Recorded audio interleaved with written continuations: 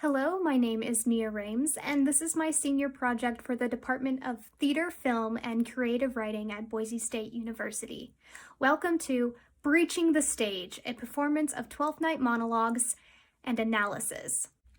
During the Elizabethan era, science and religion had established a gender hierarchy.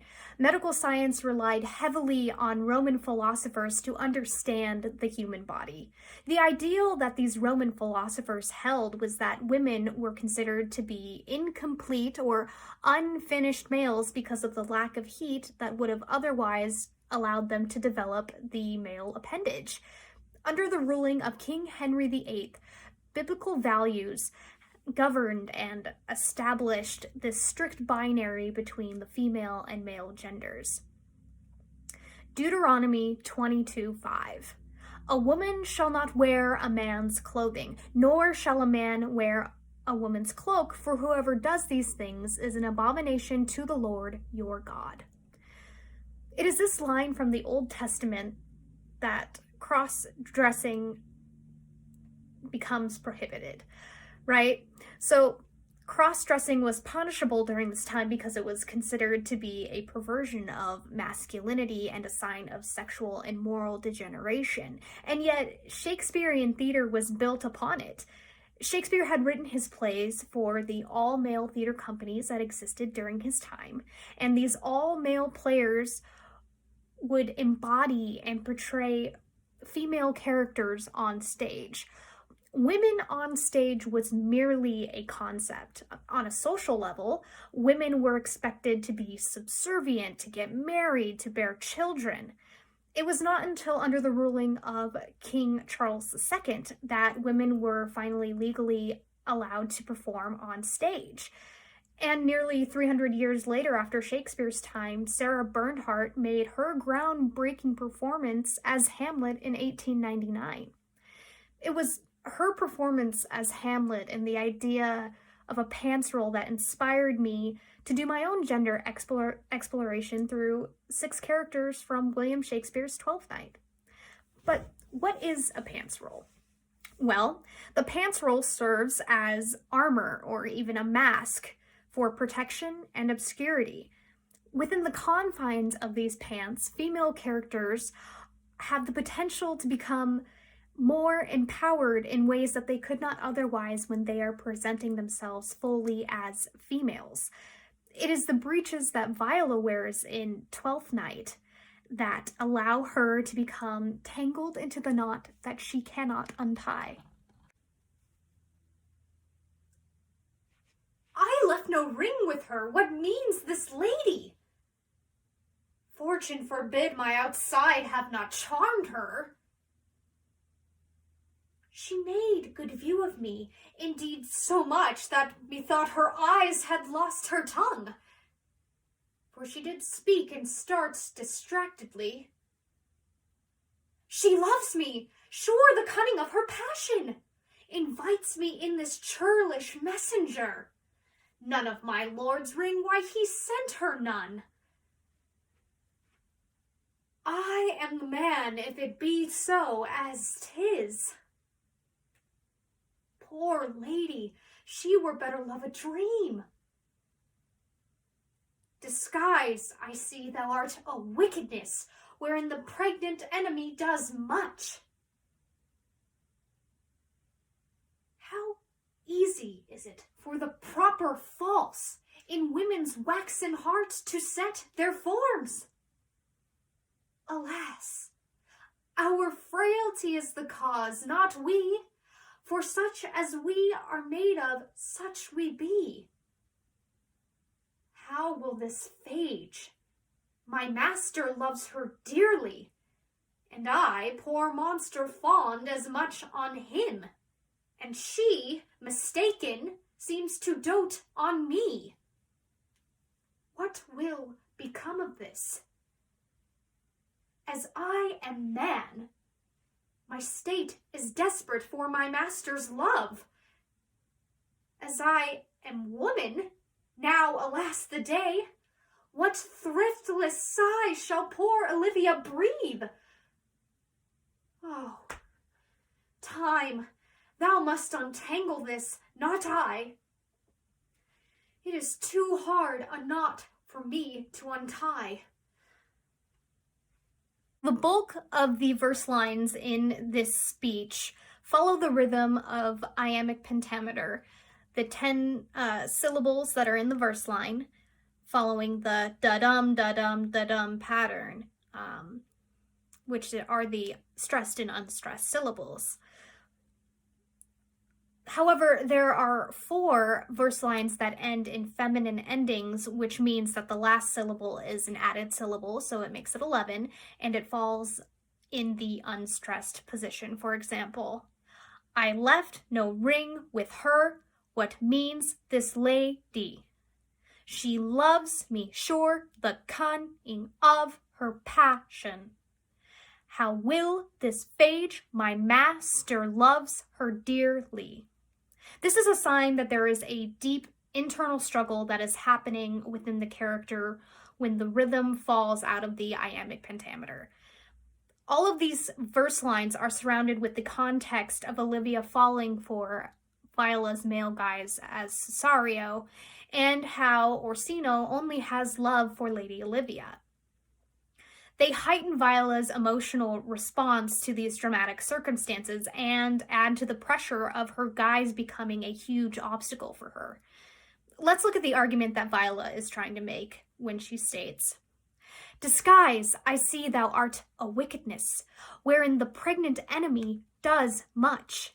How easy is it for the proper false in women's waxen hearts to set their forms? She's making the argument that her guise has created a huge obstacle for her and that women are very impressionable. In today's context, we use the word impressionable in a way that means someone is able to make an impression on someone else. But when Shakespeare uses the phrase women's waxen hearts, he is saying that women's hearts are easy to make an impression on, like that of a wax seal on a letter. Olivia's waxen heart has taken an impression from Viola's guise of Cesario.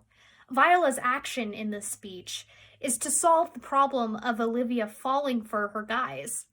Her goal is to get out of the situation without breaking Olivia's heart, and also to not lose her relationship with Duke Orsino. Her breeches are the obstacle, though. And Shakespeare's use of antithesis emphasizes the action of Viola trying to get out of this knot she cannot untie. As I am man, my state is desperate for my master's love. As I am woman, now alas the day, what thriftless sigh shall poor Olivia breathe? These lines of text also emphasize Viola's obstacle of being stuck between Olivia and Duke Orsino, and how she may not ever get her master's love because she cannot reveal who she truly is. Her guise was intended to be used as a tactic to survive in Illyria, and she was successful in getting a job as Duke Orsino's page. Pages were servants to noblemen and were messengers during Shakespeare's time. Males during Shakespeare's time were the ones to obtain the jobs and be the breadwinners, while women on the other hand were to be the wives and to bear the children. This is to be understood within the context of Queen Elizabeth and the idea of women bearing the heirs to the throne in order to maintain England's security. Even though Viola is donning the mask of a male persona, she understands Olivia on a deeper level because Viola is truly a woman herself. Alas, our frailty is the cause, not we, for such as we are made of, such we be. This is all in the context of women leading with their hearts and being ruled by their emotions. What thriftless sighs shall poor Olivia breathe? What unprofitable sighs shall she breathe when she finds out that Cesario is a woman? Viola wants the audience to know that she does not want to hurt anyone. She wants the audience to empathize with her and her circumstances. This guise that she is sporting is not who she really is, and this situation is all a huge misunderstanding. her femininity and her masculinity provide no solution for her to get out of the situation. Therefore, she relies on time to untangle this knot, because she cannot.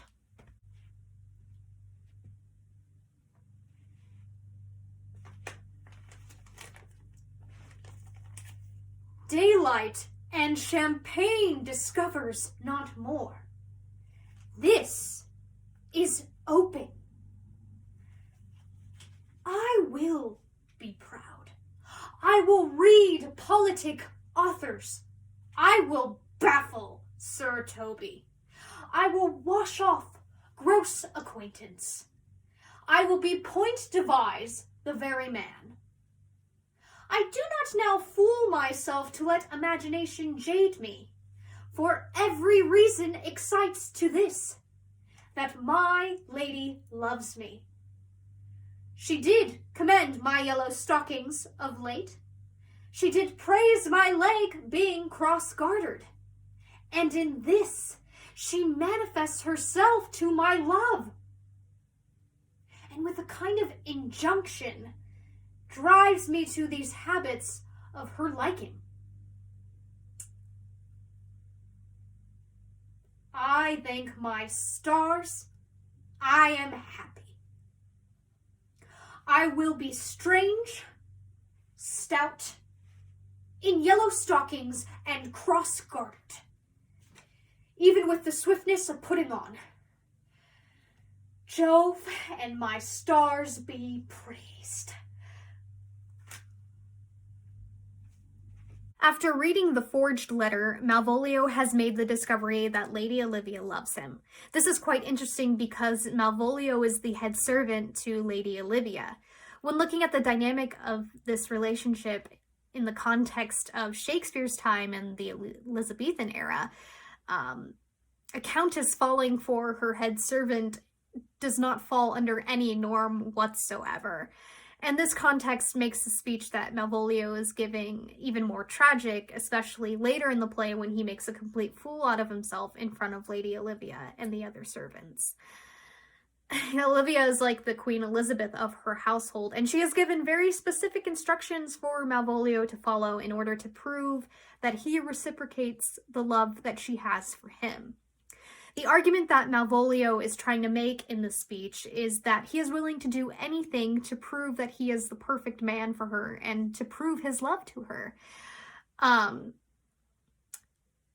will be proud. I will read politic author. I will wash off gross acquaintance. I will be point devise the very man. His goal within this speech is to prove that all the other servants are wrong about him and that he is the perfect suitor for Olivia. I will baffle Sir Toby. Everything that he has done has been in service to protect Lady Olivia. And this is why he shames Sir Toby's drunkenness so much. It is important to point out that Malvolio makes the discovery that his fantasy of him and Olivia being together is not all in his head. I do not now fool myself to let imagination jade me.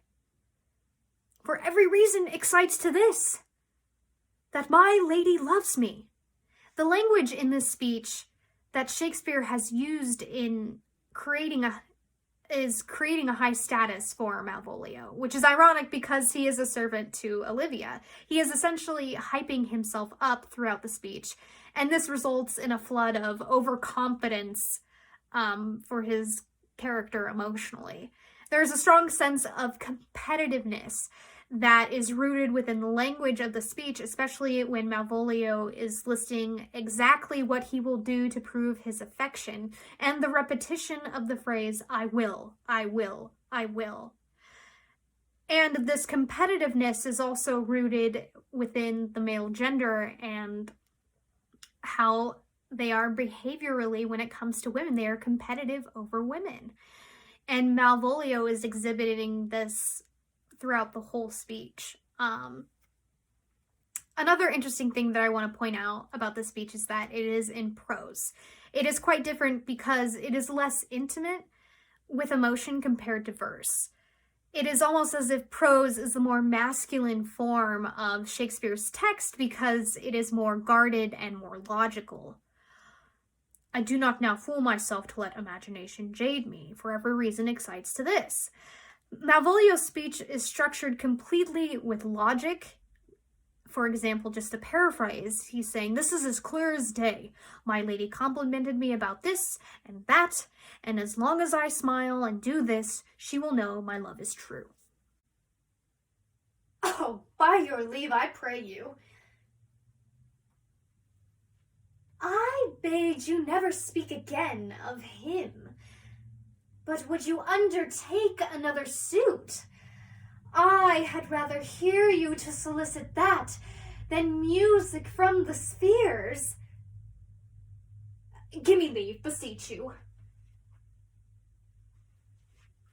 I did send, after the last enchantment you did hear, a ring in chase of you. So did I abuse myself, my servant, and I fear me you. Under your hard construction must I sit, to force that on you in a shameful cunning, which you knew none of yours. What might you think? Have you not set mine honor at the stake, and baited it with all the unmuzzled thoughts that tyrannous heart can think?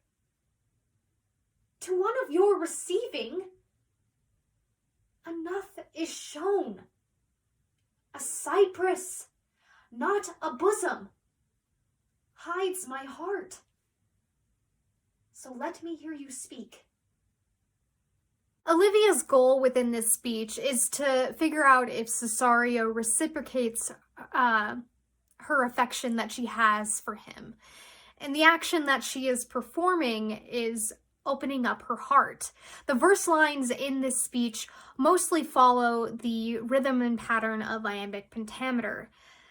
And this demonstrates that Olivia is more grounded with her thoughts and she's more sure of them as they are coming to her and as she is saying them to Cesario.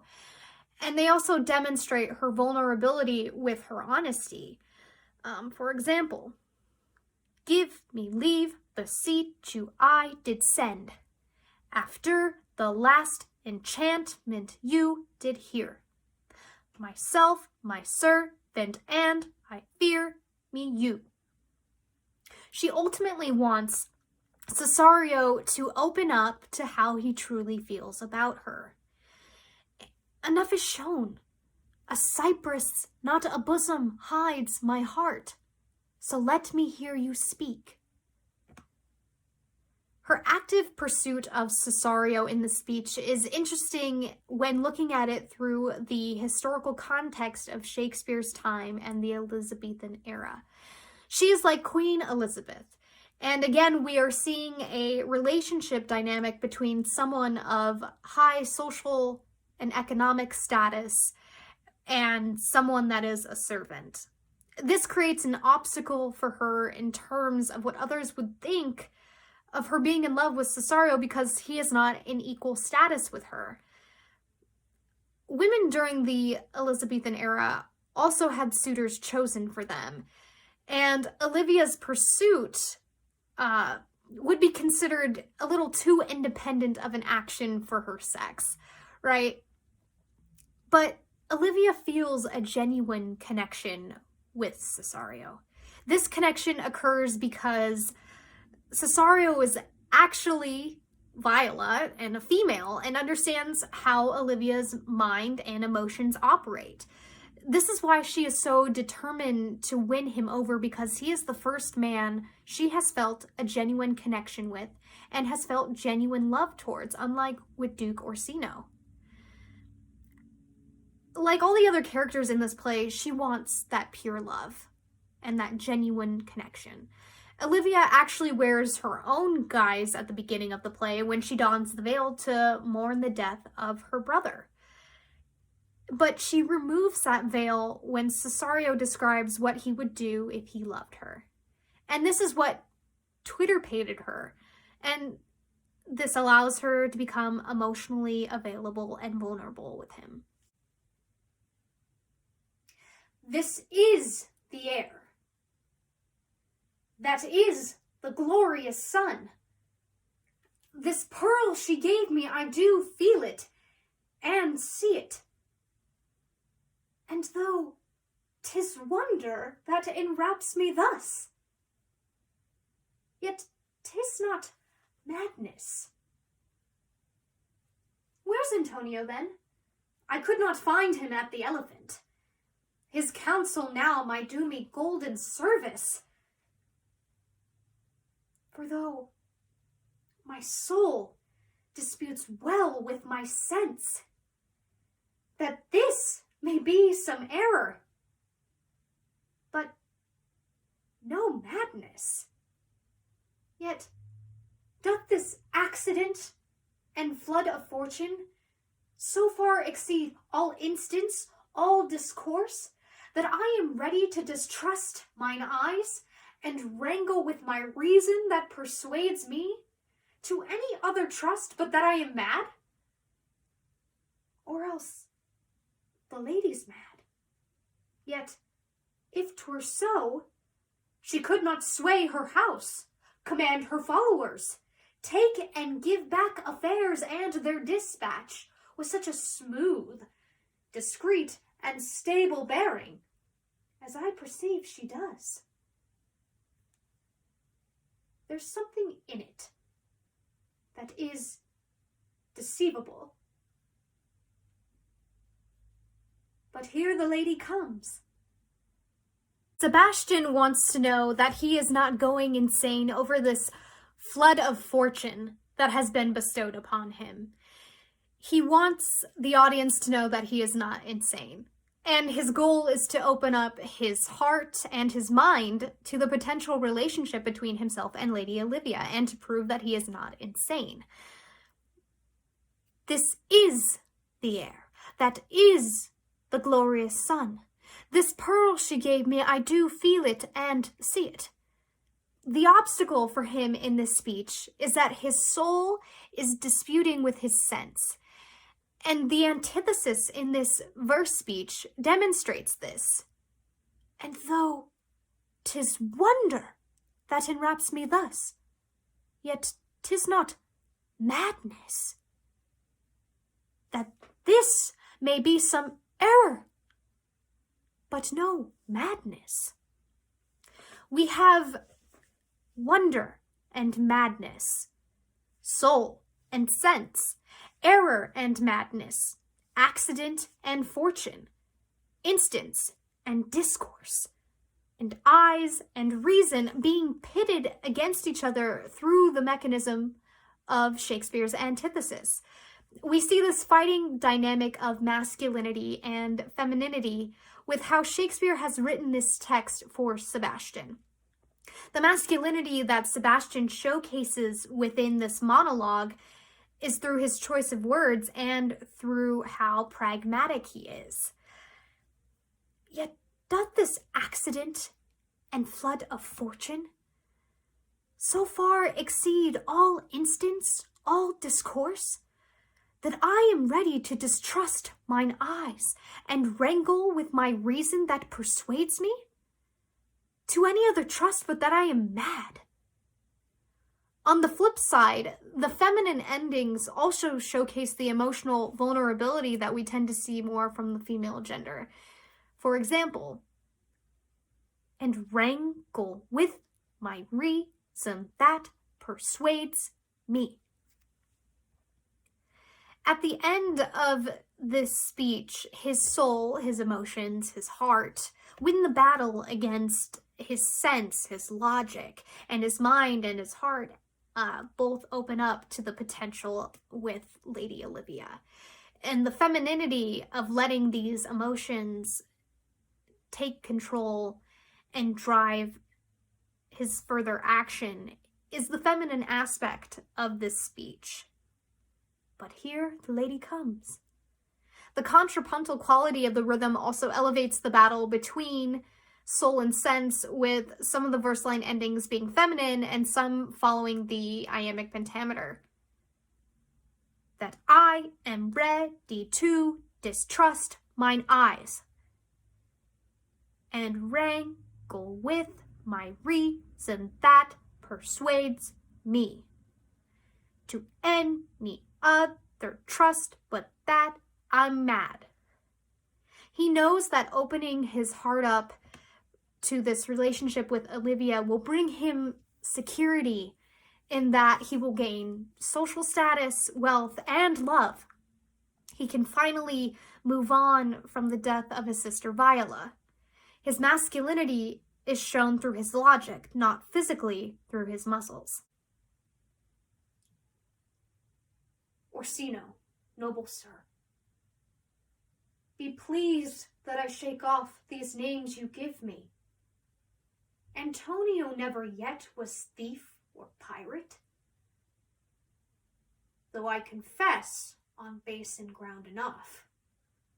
Orsino's enemy. Witchcraft drew me hither.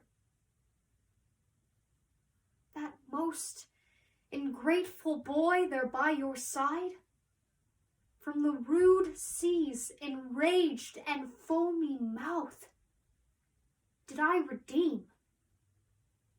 A wreck past hope he was. His life I gave him, and did thereto add my love. All in his dedication. For his sake did I expose myself, pure for his love, into the danger of this adverse town. Drew to defend him when he was beset, where being apprehended, his false cunning, not meaning to partake in danger with me, taught him to face me out of his acquaintance, and grew a 20 years removed thing, when one would blink, denied me mine own purse, which I had recommended to his use not half an hour before. Antonio is having a man-to-man conversation with Duke Orsino in this speech. His goal is to free himself from imprisonment and also to avoid being killed. His action is to save face. Orsino, noble sir. Antonio never yet was thief or pirate, though I confess on base and ground enough. Orsino's enemy.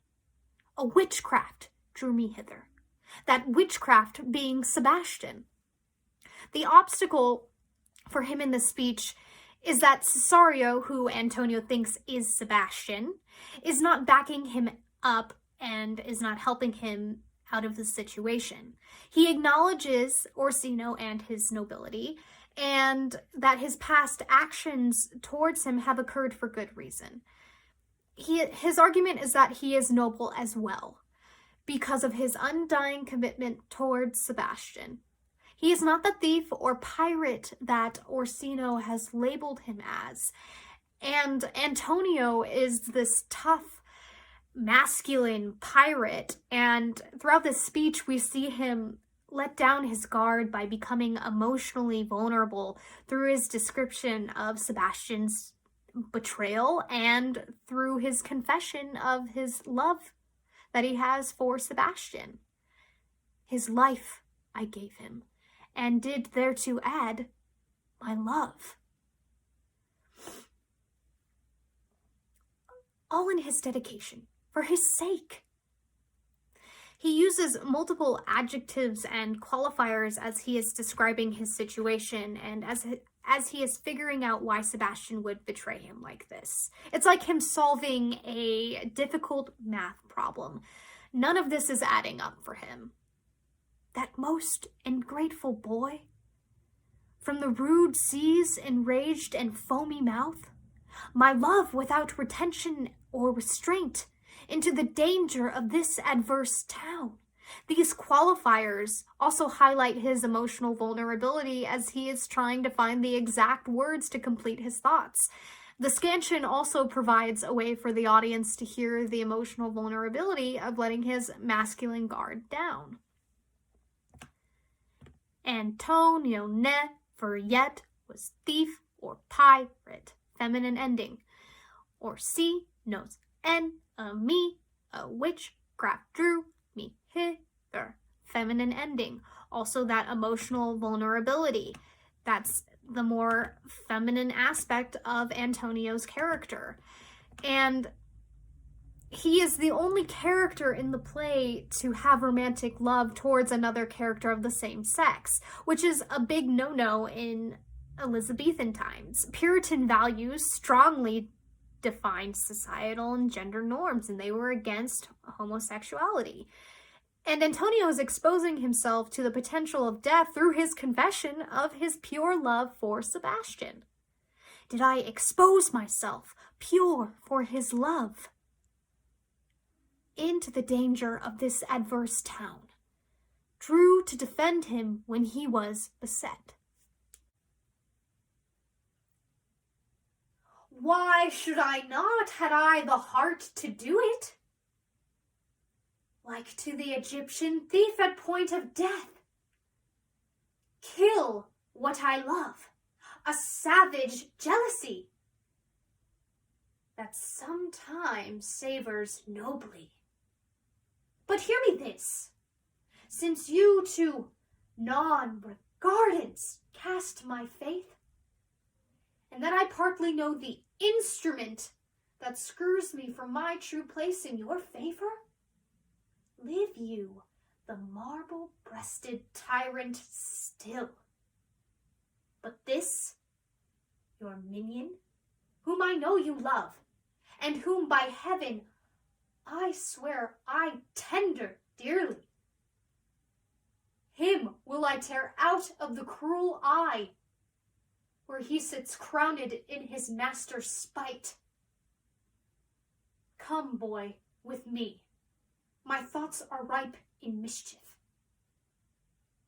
I'll sacrifice the lamb that I do love, to spite a raven's heart within a dove. The argument that Duke Orsino is trying to make within this speech is that he has been betrayed by Cesario and Lady Olivia. And his goal within this speech is to freak Olivia out and spite her back. If he cannot have her, then no one can, and neither can Cesario. Testosterone, am I right?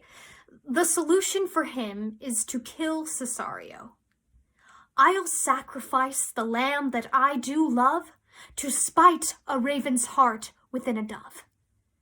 With this metaphor and antithesis Shakespeare has written for Orsino, we can make note that his character uses elevated rhetoric when he is talking about something that he's passionate about or love. Orsino is willing to sacrifice Cesario's life even though he cares so deeply about him. Lady Olivia's beautiful outside appearance contradicts her cold heart, and Orsino has compared her heart to that of a raven's. At the top of the speech, Orsino is unsure of what he is to do because of this betrayal, and this is shown within the scansion of the first verse line. Why should I not, had I the heart to do it? Feminine ending, that deeper internal conflict that's happening emotionally with the character. And as his thoughts continue, he's trying to find a solution to this betrayal, which ends up being revenge towards Olivia. Come, boy, with me, my thoughts are ripe in mischief. Feminine ending, that internal struggle is still there. I'll sacrifice the lamb that I do love to spite a raven's heart within a dove. The decision has been made. There is iambic pentameter that is being followed in terms of the rhythm with these last two final verse lines of the speech. The genuine love that he was in search of with Olivia is no longer possible, and that's his obstacle at this point. He has made the realization that Olivia isn't the person he thought she was by saying, "Since you to non-regardance cast my faith, and that I partly know the instrument that screws me from my true place in your favor, live you the marble-breasted tyrant still." Lady Olivia's rejection of him makes him paint her as a cold-hearted woman. We still see this in today's context of romantic relationships when men are angry by the rejection of a woman that they are pursuing. In the Elizabethan era, it was customary for women to accept the male suitors that asked for their hand in marriage, unless you were Queen Elizabeth and had the power to choose to not accept it. And he also faces this obstacle of losing genuine love by sacrificing Cesario in order to spite Olivia. And his heartbreak causes him to do this. Earlier in the play, Viola says to Orsino as Cesario, "A blank, my lord. She never told her love, but let concealment, like a worm in the bud, feed on her damask cheek. She pined in thought." And this is Viola telling him she loves him without billboarding it. All of these characters that I have performed are in search of a genuine love that will allow them to shed the mask or guise that they don, despite it making them completely vulnerable. I have found that all of these characters exhibit different aspects of femininity and masculinity through the text that Shakespeare has written for them. And despite the gender norms that were established during the Elizabethan era, women being subservient, men being bold, women bearing children, men being the breadwinners, and etc.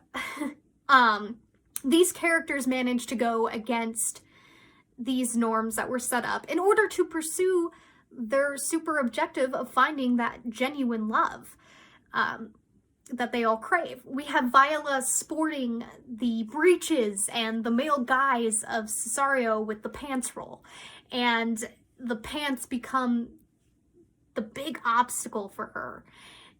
And she can't reveal her identity because it's gonna mess everything up. We also have Olivia actively pursuing Cesario, right? A female during this time would not do that unless you were Queen Elizabeth, right? And we also have the emotional vulnerability of Antonio letting his guard down with his love for Sebastian. And we have Sebastian letting his heart take control of his actions rather than his sense. The feminine endings reveal an internal emotional struggle that these characters are dealing with when Shakespeare uses them in their monologues. We have more grounded thoughts from the characters when the rhythm of their verse lines follows the 10-syllable unstressed stress pattern of iambic pentameter.